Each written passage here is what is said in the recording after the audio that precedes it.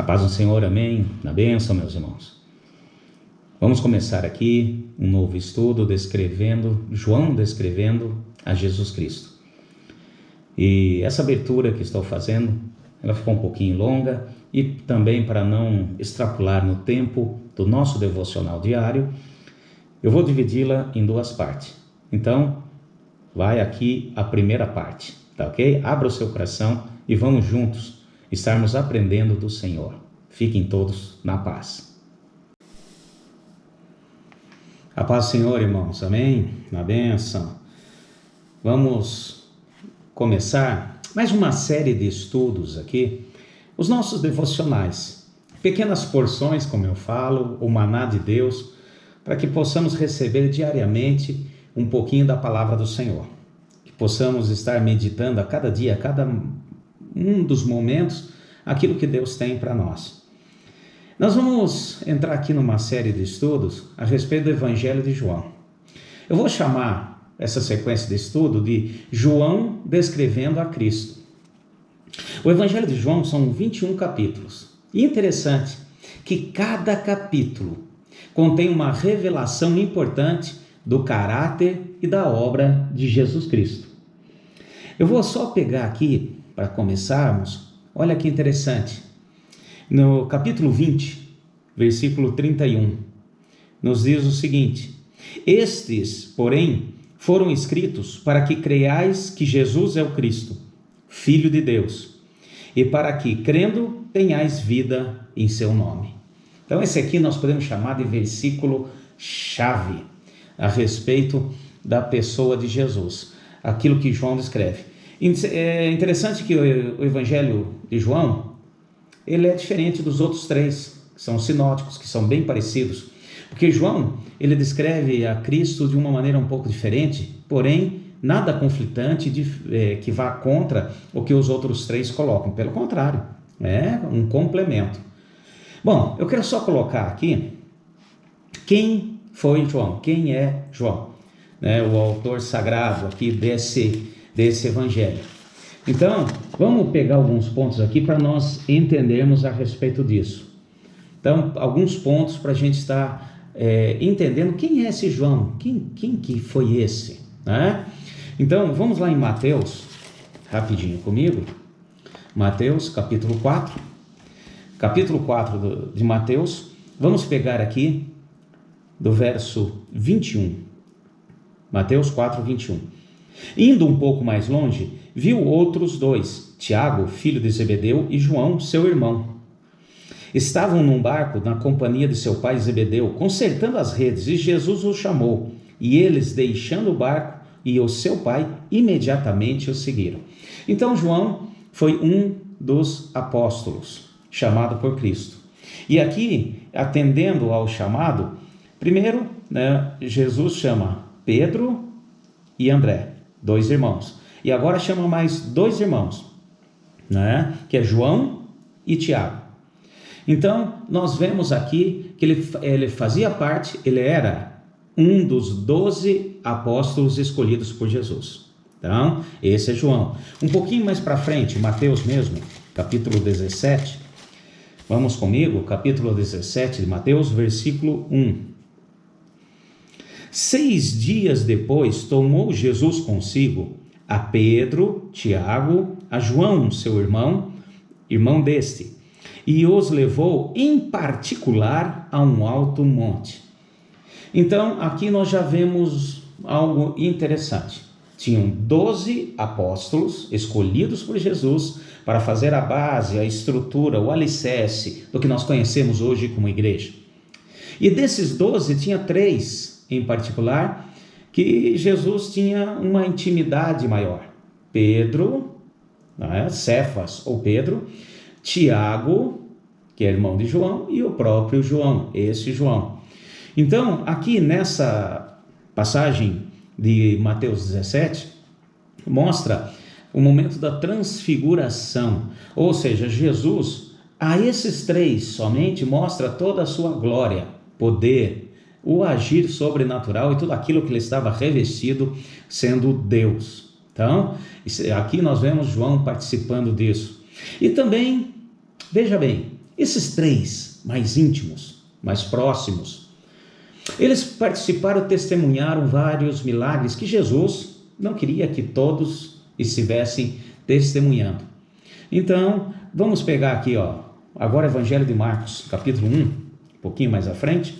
Marcos, capítulo 1. Isso, pega lá comigo, versículo 29. Saindo da sinagoga, foram à casa de Simão e de André, com Tiago e João. A sogra de Simão estava acamada e com febre, e logo lhe falaram dela. Então, aproximando-se, tomou pela mão e levantou-a, a febre a deixou e ela os servia. Então, João, junto com Pedro, Tiago e também agora aqui André, foram testemunha do que Jesus fez da cura de maneira sobrenatural da sogra de Pedro. Então, olha aqui um pouquinho mais à frente, quem foi João? Vamos lá comigo. Capítulo 5 do Evangelho de Marcos mesmo, continuando um pouquinho mais à frente. Vamos pegar aqui no versículo 37.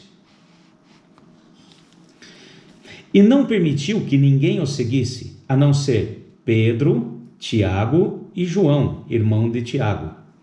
Tendo chegado à casa do principal da sinagoga, viu o alvoroço e os que choravam muito e pranteavam. Ao entrar, disse: por que vos alvoroçais e chorais? A menina não está morta, mas dorme.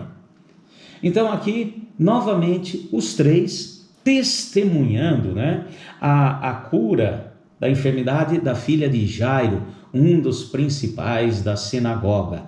Então, esse é o João, que nós estaremos aí recebendo do que ele escreveu pelo Espírito Santo a respeito da pessoa de Jesus. Então ele fazia parte desses três que sempre estavam juntos em determinados momentos importantes como testemunha. Também, quem foi João? Então vamos um pouquinho mais para frente, Marcos mesmo, capítulo 14 agora, vai comigo, Marcos, capítulo 14, verso 33. Marcos 14, 33. Ele tomou consigo a Pedro, Tiago e João e começou a ter pavor e angustiar-se. Esse aqui é o momento da angústia de Jesus antes de ir ao sacrifício na cruz. Ele estava no Getsêmani e ali todos os apóstolos orando. Daqui a pouco ele subiu, se distanciou e levou consigo Pedro, Tiago e João para orar, interceder naquele momento de muita angústia, porque estava ali já para executar o preço do pecado sobre todos os povos da terra.